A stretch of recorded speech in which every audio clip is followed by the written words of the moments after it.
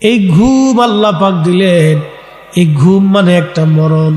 আপনি যখন ঘুমান আপনি জানেন না আপনার রুহুটাকে আমার আল্লাহ পাক আসমানে নিয়ে যায়। এই যে রুহুটাকে আমার আল্লাহ পাক নিয়ে চলে গেল, শূন্যের উপরে নিয়ে চলে গেল, আরশে মুআল্লার নিচে নিয়ে চলে যায়। ওইখান থেকে রুহুটা বান্দার শরীরে কাজ করতে থাকে।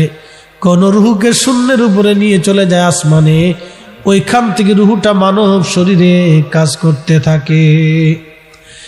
এই জন্য হঠাৎ করে ঘুমন্ত মানুষকে জাগানো রাসূল করিম হাবিব কিবরিয়া নিষেধ করে দিয়েছেন। আল্লাহর নবী বলেন, উম্মত ঘুমন্ত ব্যক্তিকে হঠাৎ করে ডাক দিবা না,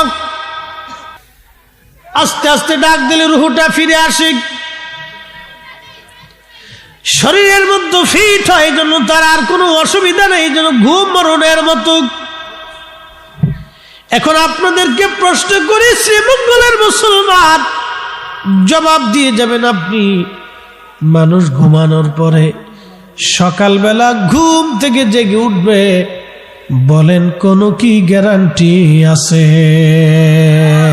নাই, কোনো গ্যারান্টি নাই, কোনো গ্যারান্টি নাই। আল্লাহ আমাদেরকে আশরাফুল মাখলুকাত বানিয়েছে, সর্বশ্রেষ্ঠ জাতি আল্লাহ বানিয়েছে। শুধু সর্বশ্রেষ্ঠ জাতি বানান নাই, আল্লাহ আমাদেরকে অনেক জ্ঞান এবং মেধা দান করেছেন। এই মানব জাতির জন্য আমার আল্লাহ পৃথিবী সাজাইছেন।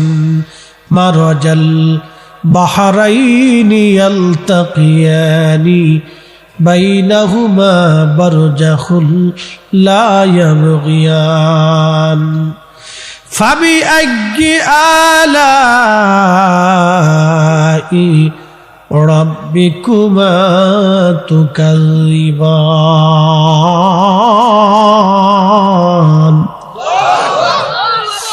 আল্লাহ বলেন, আমি দুই সমুদ্র বানাইছি, এক সমুদ্রের পানি আর এক সমুদ্রের সাথে মিশে না,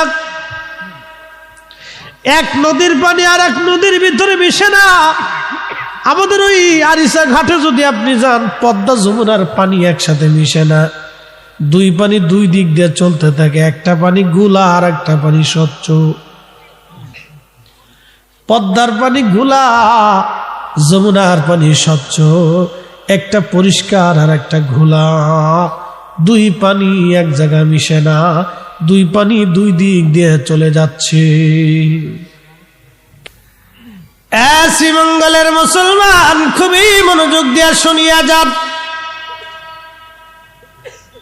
দুই সমুদ্র একই রাস্তায় চললো, কিন্তু কেউ কারো সাথে মিশে না।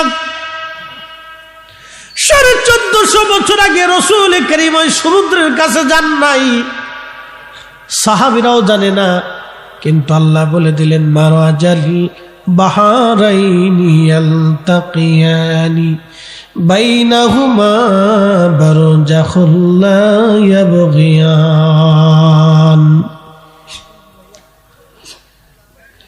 এরপরে আমার মালিক ডাক দিয়ে বলেন, এ বান্দা এবং জিনের মানুষ, ফাবিআইয়ি আলাই রাব্বিকুমা তুকাযিবান।